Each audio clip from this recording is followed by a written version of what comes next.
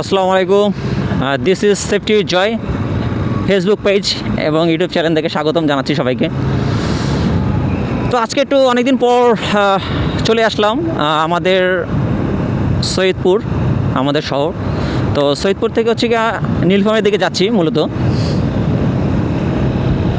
তো আমাদের জেলা হচ্ছে গিয়ে নীলফামারী, আর আমাদের এই রাস্তাটা অফ দ্য মোড় থেকে হচ্ছে গিয়ে শুরু, এটা নীলফামারী পর্যন্ত গেছে। অনেক সুন্দর রাস্তা। আমাদের নীলফামারীর উত্তরা ইপিজেড আছে, এই রাস্তাটা ওর উপর দিয়ে সোজা আগে নীলফামারী আপনার বাস টার্মিনাল পর্যন্ত এই রাস্তাটা অনেক সুন্দর। আর আমাদের উত্তর অঞ্চলে বিশেষ করে হাইওয়েতে এই যে এই চার্জার ভ্যান, অটো যত্রতত্রভাবে আর কি চলাচল করে। হ্যাঁ, এগুলো থেকে খুব সাবধানে থাকবেন।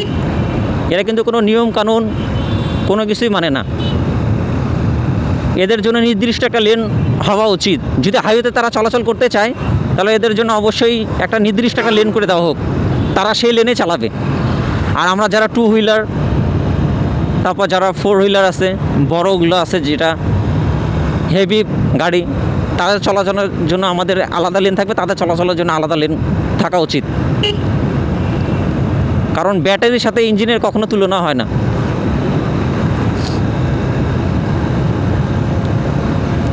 তো আমাদের সামনে হচ্ছে গিয়ে সৈয়দপুর ঢালাপির হাট। দেখছেন কি একটা অবস্থা, অটো দিয়ে রাস্তাটা পুরো ভর্তি।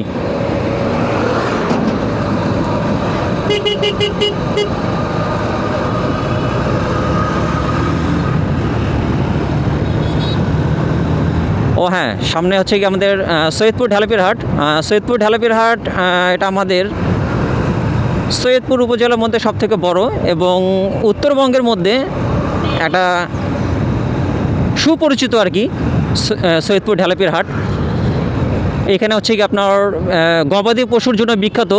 বিশেষ করে যারা গরু, তারপর হচ্ছে গিয়ে যে রাম ছাগল, হ্যাঁ, এগুলো যারা লালন পালন করেন, দেশের বিভিন্ন প্রান্ত থেকে এখানে লোকজন আসে আর কি। তো আমাদের এই সৈয়দপুর ঢালাপির হাটটা হচ্ছে কি আপনার প্রতি মঙ্গলবার আর শুক্রবার, হ্যাঁ, এই দুই সপ্তাহে আর কি 2 দিন এখানে হাট থাকে।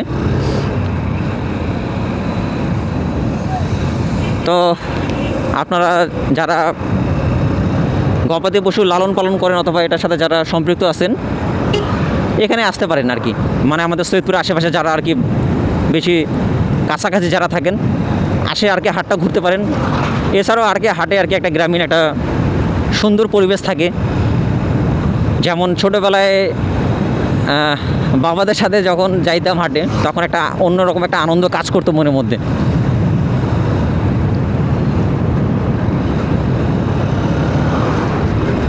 তো এই রাস্তাটা অনেক সুন্দর, তবে হচ্ছে গিয়ে এই অটোগুলো না থাকলে আরও বেশি সুন্দর লাগতো আর কি। মন মতো আর কি গাড়ি চালাতে পারতাম। আমার বাইকটা 2985 অর্থাৎ 3000 কিলোমিটার অলমোস্ট রানিং। তো আলহামদুলিল্লাহ বাইকটা খুব স্মুথ, এখন পর্যন্ত বড় কোনো ধরনের সমস্যা ফেস করিনি, খুব ভালো চলতেছে।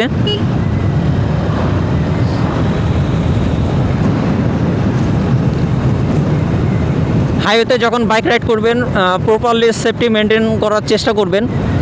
বিশেষ করে হচ্ছে গিয়ে ভালো মানের একটা হেলমেট, জুতা, হ্যান্ড গ্লাভস, হ্যাঁ, তারপর হচ্ছে গিয়ে রাইডিং জ্যাকেট, আপনি প্রপারলি সেফটি মেনটেন করে চলবেন। আল্লাহ মাফ করুক, যদি কোনো দুর্ঘটনার শিকারও হন তাহলে অনেকটা হলেও গিয়ে আপনার এখান থেকে রেহাই পাবেন। আমি মাঝখানে একটা দুর্ঘটনার শিকার হই ফেব্রুয়ারি মাসের 1 তারিখে। তো কুয়াশা ছিল, পর্যাপ্ত পরিমাণ কুয়াশা ছিল, আমার বাইকের পেছনে পিলিয়ন ছিল। তো এই রাস্তাটার কাজ চলতেছিল, হ্যাঁ, একটা বাস আমাকে ওভারটেক করতেছিল। করার জন্য বাস যখন আমাকে ওভারটেক করে বাসকে আমি সাইড দেওয়ার জন্য মেন লেন থেকে একটু নিচের দিকে নেমে যাই, তখন এখানে রাস্তার কনস্ট্রাকশনের কাজ চলতেছিল। অর্থাৎ আপনাদেরকে একটু বুঝাই দেই, মনে করেন যেটা মেন রাস্তা, এখান থেকে একটা গর্ত আর কি, হ্যাঁ, এদিকে রাস্তার কাজ চলতেছে, তখন রাস্তাটা পরিপূর্ণ আর কি মেরামত হয়নি। তো কুয়াশা ছিল, আমি মেন রেল থেকে নিচের দিকে নামিয়ে দিই।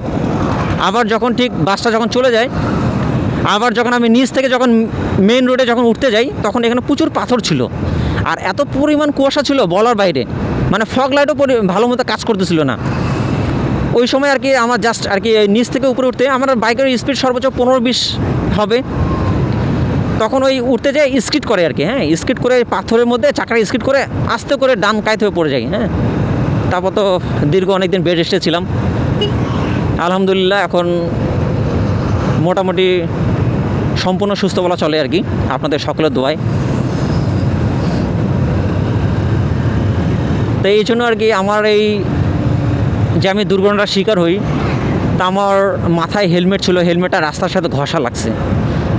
একবার চিন্তা করে দেখেন যে হেলমেটটা যদি না থাকতো তাহলে আমার মাথার মধ্যে কী পরিমাণে একটা আঘাত লাগতো, জানি না আসলে কী হইতো। হেলমেটের কারণে আর কি অনেকটা আর কি সেফ, আমার মাথায় একটা সুতো পরিমাণ আর কি আমি কোনো পেইন ব্যথা পাইনি। তারপর হ্যান্ড গ্লাভস ছিল, হ্যান্ড গ্লাভসটা রাস্তার সাথে ঘষা লাগছে। তারপর রাইডিং প্যান্ট ছিল, রাইডিং প্যান্টও রাস্তার সাথে ঘষা লাগছে। তারপর জুতা ছিল, জুতাও ঘষা লাগছে। তো এই জিনিসগুলো আমাকে অনেকটা সেভ করছে আর কি। তো এই জন্য আর কি সবসময় সতর্কভাবে আর কি চলাচল করার চেষ্টা করবেন।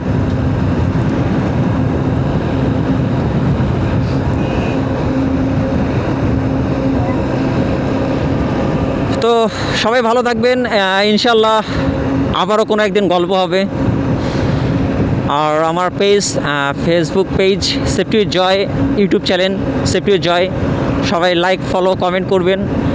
আর যদি কোনো বিষয় যদি জানার আগ্রহ থাকে অবশ্যই জানাবেন। তো সবাই ভালো থাকবেন, আল্লাহ হাফিজ, আসসালামু আলাইকুম।